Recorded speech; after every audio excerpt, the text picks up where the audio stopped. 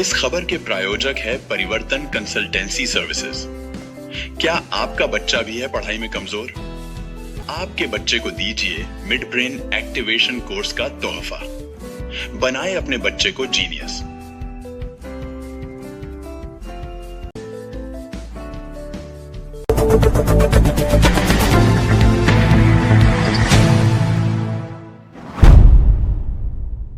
समस्त क्षत्रिय मेवाड़ा कुमावत समाज सालमगढ़ के द्वारा मंदिर प्रांगण में श्री चारभुजानाथ भगवान को मेहंदी लगाने का आयोजन किया गया।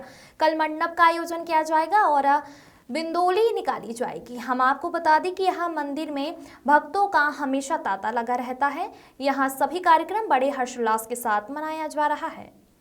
KMS न्यूज से अशोक चौधरी की रिपोर्ट।